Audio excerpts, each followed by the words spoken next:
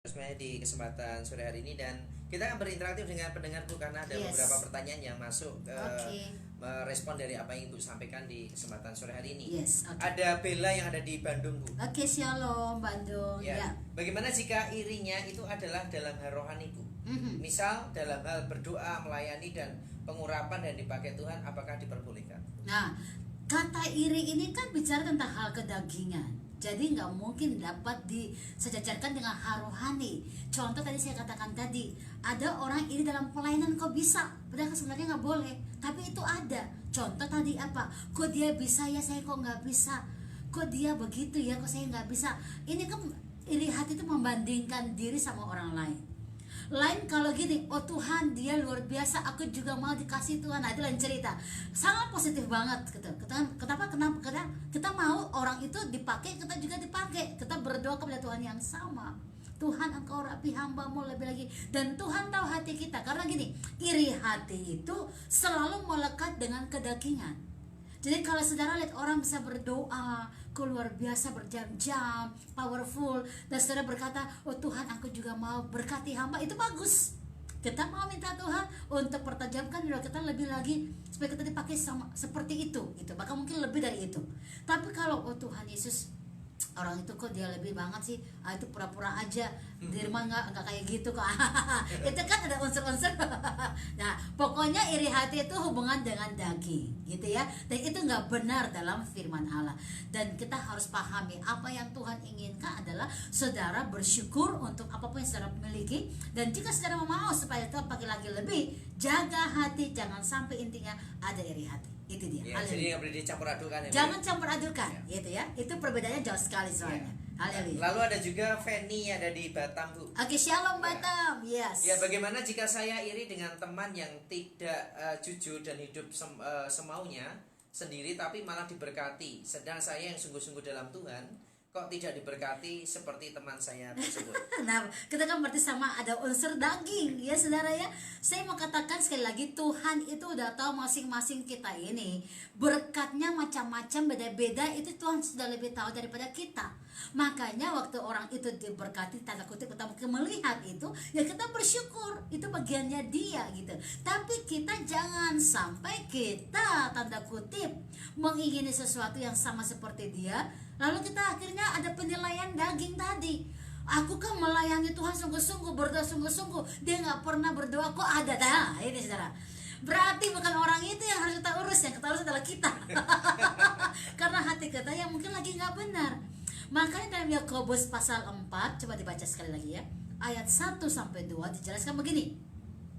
Dari manakah datangnya sengketa dan pertengkaran di antara kamu?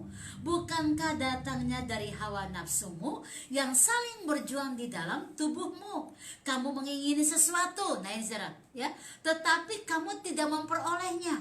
Kamu mengingini sesuatu tapi nggak memperolehnya, tetapi kamu tidak memperolehnya, lalu kamu membunuh, kamu iri hati, tapi kamu tidak mencapai tujuanmu, lalu kamu bertengkar dan kamu berkelahi. Kalau sampai di titik ini, nah lihat Alkitab bilang begini, kamu tidak memperoleh apa-apa karena kamu tidak berdoa. Lalu saudara bilang tadi kan, saya berdoa, kenapa saya tidak dijawab? Mungkin di atasnya ada yang terjadi. Gitu loh, ada iri hati saudara ya. Saudara mulai panas hati, kau mengingini sesuatu tapi kamu nggak memperolehnya ya. Nah ini biasanya kenapa ada iri hati. Mungkin sudah berdoa yes, tapi hati kita belum benar. Nah itu makanya Tuhan berkata kita harus sungguh-sungguh dengan hati kita, jangan mencampur aduk. Jangan sampai hal kedagingan dicampur aduk. Nah sekali lagi saya ingin bilang begini, kalau saudara bilang begitu berarti saudara menilai sang berkat itu, yang punya berkat itu, bahwa dia juga salah. Mengapa dia berkati orang itu, kan begitu. Padahal kita nggak punya hak. Tuhan lebih tahu kepada siapapun yang dia ingin berkati, dia lebih tahu. Siapa yang layak diberkati, dia lebih tahu. Tapi kita jangan sampai mengurangi unsur rohani yang sudah kita lakukan. Doa kita 24 jam, puasa kita mungkin, roh kita yang semangat, jangan sampai hilang. Karena mungkin juga ini adalah waktu pengujian buat kita untuk yang namanya pemurnian hati. Nah kalau itu terjadi, jangan saudara salah menilai untuk hal ini. Haleluya. Yes, itu. Ya, lalu ada juga penanya berikutnya atas nama Pungki ada di Padang, Bu. Oke, Shalom Padang. Ya. Yes. Kalau dalam hal tanggung jawab pelayanan, saya seringkali iri dengan teman satu tim.